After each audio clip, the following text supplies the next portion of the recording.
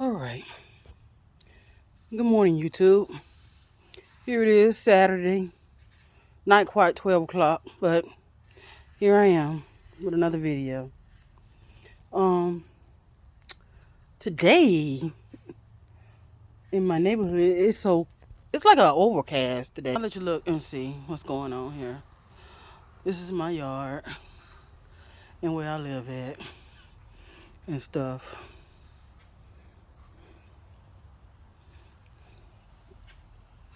But today is an overcast day. It's supposed to be raining right about now, but I guess it'll rain in its own time.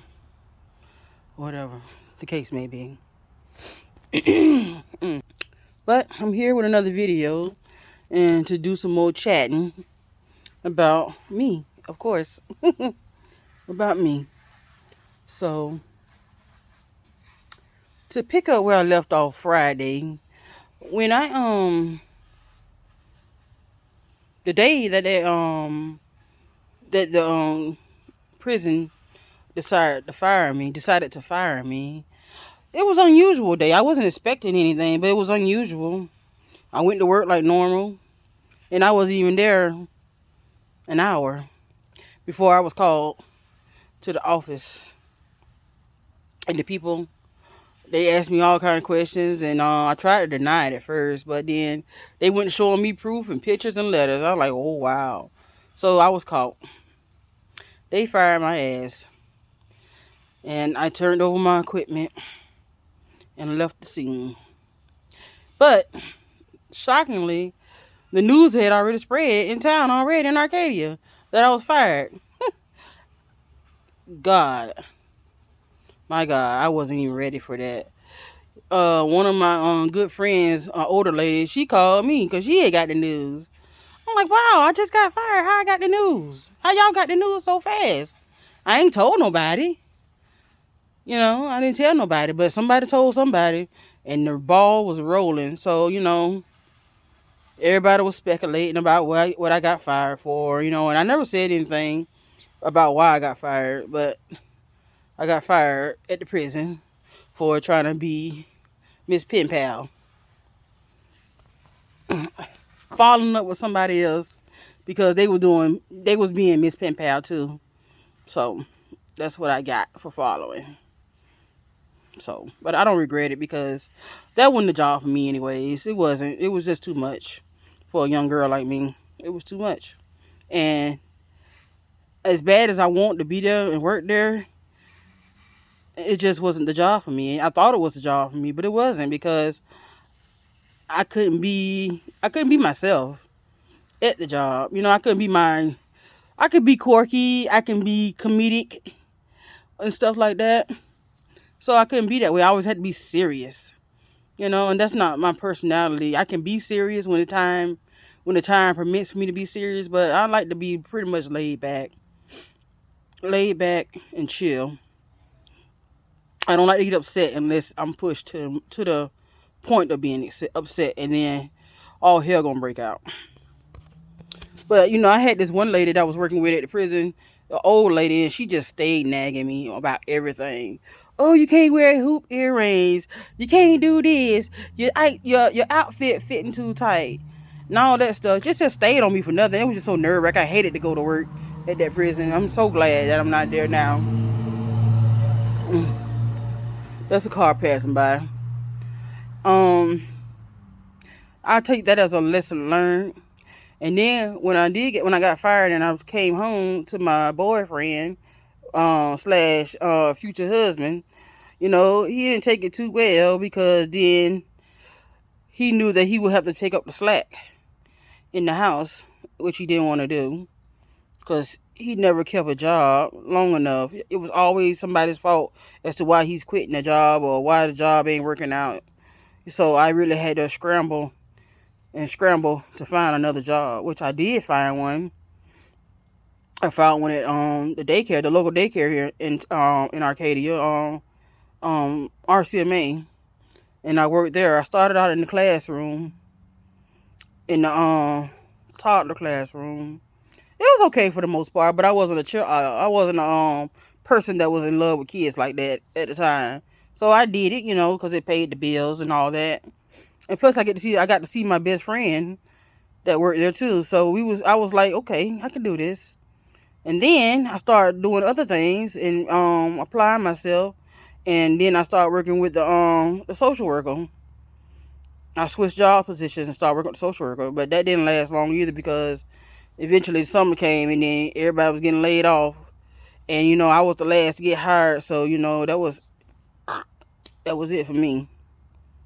So after that job, I went back to the juvenile prison and worked there until I worked there, started on night shift first and worked my way up to day shift because I worked really hard and I wasn't afraid to work overtime. But something in me always wanted more. I just wanted more. I didn't want to come in and take over nobody's unit or nothing like that. I just wanted more for myself. I just wanted more. But when I worked at the prison, it wasn't both experiences wasn't great either there either. It wasn't.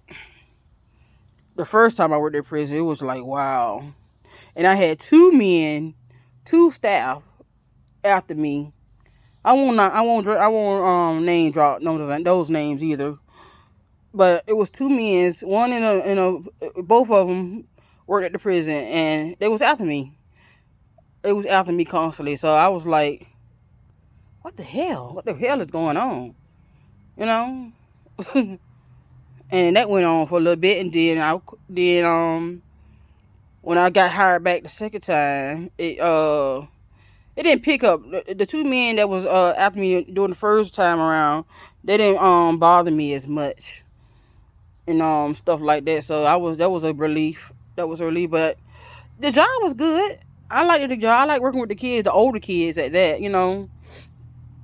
We had some good times at DeSoto Juvenile. It's just my thing is it was just the people you work with. So grimy, so grimy. It's so grimy, so grimy. And the more you try to apply yourself and do things, it's like the more the hate came. It was just awful. So the last scrawl for me was when my supervisor decided she was gonna try to front me in front of another supervisor, and just go down the list of just all the things I was just doing wrong. And I just had it. I just had it. I just had it. Here I am coming back from my maternity leave, and then I'm trying to get back into the groove of things I work at, and then this woman is coming down on me like a damn ton of bricks about nothing. I guess because she needed to stroke her ego. So I had enough of that too. And I went home and I had a breakdown. I had a breakdown. I decided I was going to quit my job and figure it out somewhere down the line. But at the time, my boyfriend / husband, he was supportive of me in a way. He was supportive. But the next thing was what we gonna do now. So I met a friend, a lady I worked there with at the prison. Me and her became really close, and she lived in Port Charlotte too. So she suggested, well, I want to move anyways. That was something that I always wanted to do. So she had a sister that lived in New York. So we talked and stuff, went back and forth, and they said they was gonna look out for us when we come down there. So I sold everything I had in my house in Port Charlotte. We packed up the U-Haul, and we left Port Charlotte for good. We left Florida for good in 2010. It was scary. That experience was scary, but it was something that needed to be done. When we got to New York, lo and behold, the conditions was bad. Really bad. When we got to New York, we had to we moved into a duplex. So we was on the top floor, and there was somebody else living on the bottom floor. So we moved with what the things we brought, but couldn't find out this place that we moved in It wasn't equipped for a rat to live in. It needed so much work, so much work. But I tried to stay hopeful. While my husband, he decided he was just, he just thought he just sold everything for nothing to move on a lie, which we did. But I just stayed positive and remain hopeful. And so that way he could stay positive and remain hopeful. But when we moved, and we got there in September, and then October came. I got a job working at a group home. So I worked my ass off. I worked morning, noon, and night at that job. I had it so bad that I was sleeping on their couch from getting all this overtime to take care of my family. But the people that we was renting from, and the lady that was supposed to be looking out for us, she was a snake in the grass, and she was doing all kind of stuff behind my back. This lady was getting a copy of my paycheck stubs from my job, and I don't even know how that woman was doing it. I don't know. Then we decided we was going to try to leave New York, period, around the first of the year of 2011. So we pack our stuff up, put it in the storage. Whatever stuff we had, we packed it up and put it in the storage. And we moved in with a friend that I used to work with at the group home. And we was living in her basement until we decided we was going to move out of New York, and where was our next landing spot. Oh, the sun just came out. The sun came out a little bit. Never mind that noise. That's every Saturday. That's every Saturday. They do that every Saturday. That lady that we was renting from and so-called friend, she was a snake in the grass and evil. She claimed her intentions were best for us, but they wasn't. He wasn't. So we decided we gonna leave. Oh, and the lady had her sons threatening us around town. Wherever we went to in town in New York, we was near the state capitol. Her sons was there, like they were just following us around, threatening us, like they were gonna beat us up or something. So, like I said, we moved in with a friend I used to work with at the group home, and it was conditions. It wasn't nice, but we did what we had to do. So, uh, in January 2011, we decided to leave New York. What part of New York that was? I can't remember what part of New York that was, but it wasn't in the city. And decided to come to Georgia. We moved to Buena Vista, Georgia first, and that is horse and buggy country to me, because there is no civilization, and there's no fast food. The only thing they had in that little town was a Dollar General and an IGA. And a bunch of gas stations and stuff like that. It wasn't nothing really. It was just a small town. One way in, one way out. Something like Nocatee. So we moved there. We stayed there for a few months in a efficiency. And then I got a job in Columbus. But it was a CNA job, and that job right there, I didn't last that job 2 weeks, because when I got my first paycheck, I almost cried, because that CNA work is back-breaking work. And I broke my damn back trying to take care of those patients and give medication. I quit that damn job. I got tired of that. I said, no, ma'am. I'm not going to be working hard. No, ma'am. I'm not. Not like that. Not for no 725. So, they was having a job fair at the mental hospital here in Columbus, and I applied and I got the job. And for the most part, that job was good, because I was considered a floater and I could go work all over the hospital on any unit, at any given time. So I liked that. And then I didn't have to hold over unless I wanted to hold over. And I got plenty of overtime there too. Plenty of overtime. But it was a good job. I liked it. I met some cool people there. And I met some uncool people there.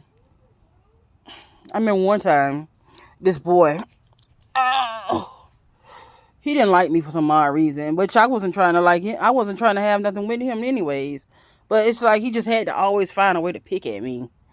Oh, you so fat. You got a big old truck. You got a big truck because you got a big body. Stupid shit like that. Bitch, I already know I'm fat. So what's new? I know I'm fat. That's nothing new. So, all right, it's new. It might be new to you because you never seen a fat person before. So we got into it one time. I was going on my break. He was coming off his break, and we was in the parking lot, hooping and hollering, shouting at each other, saying all kind of things to each other. And then I went to go report it. But since I was talking so much shit and trash, there was nothing I could do about it. And there was nothing they were going to do about it either. So that right there just sucked the air out of me again. Mondre, what? Talking. This is my son. But anyways, so I started counting down my days. So, also at the mental hospital, I was working on a unit, and had a 1-to-1. A 1-to-1 is somebody that's like a suicide precaution or something like that, to that nature. Or they like to hurt. They'll try to hurt themselves. So I was with this 1-to-1, and she was a young girl. She was like 24, and this fool decided she was gonna try to hang herself in the day room where everybody at. Really? So she got her ass up there on the plexiglass with the plexiglass. It was a chair there. So she climbed up there and tied some shit around her damn neck. Here I am with her, and this is all going down. So I'm trying to help her get down. She kicking and fighting and everything. So this hoe, she kicks me in my goddamn shoulder. And I got hurt. And I, went on workman's comp. And they x-rayed my arm, my shoulder. And they couldn't find I had a broken rotator cuff. So I went to therapy for like 2 weeks to try to correct it, but nothing happened. And so when I went to go talk, workman's comp and my employer and all them, and the doctors, they kept in touch with each other, but they wanted to have surgery and they wanted to fire me. So I didn't have the surgery. And I went back to work. At the time when I went back to work, it seemed like I could never keep a babysitter for my baby boy, my oldest boy. I just needed a babysitter so I can work this 3 to 11. I went on Craigslist. I went everywhere to get a babysitter. These people never turned out right. I had one girl. She was babysitting my son. She did it one day because she didn't last but one day. And I made sure that my son had something to eat. So all she had to do was give it to him, and warm it up and help him, with it, get this stuff together. But she wanted to do was be on the computer all day long. So she never even bathed my baby, fed him, or nothing. So that was the end of her run. And I went through that a lot. So that's what made me forcibly quit my job at the mental hospital. But I didn't know that quitting my job in the hospital was gonna make me turn out to be depressed, because I was so used to working. I worked ever since I was like 17, going on 18. I've worked, so I never really had a break in working like that. And that took a toll on me. And then I went to like a depression because I missed doing the thing I liked, which was working. And I didn't know how to deal with that. So I did that. I went into depression. My husband, he had just started going out of town, working out of town. So that was no support right there. Because the only thing he thought about was just getting money, getting money, getting money. He thought money could solve all the problems, but it couldn't. So here I am with my child. I think my baby was about 5, getting ready to go to kindergarten. 5 in kindergarten. So here I am with a child. He's going to kindergarten. Well, he's in kindergarten. And then I'm stuck home alone most of the times. And I didn't do nothing. When my child went to school, I didn't do shit. I didn't do a damn thing. I didn't take a bath. I didn't eat. If I did eat, it was binging. Something that wasn't good. I didn't brush my teeth, comb my hair. I didn't care how I looked it. And then I would go to the school sometimes and sign my child out around about 11 o'clock. Just so I could have somebody with me. I would get my child early out of school. Because I didn't want to be lonely. I did that for a while.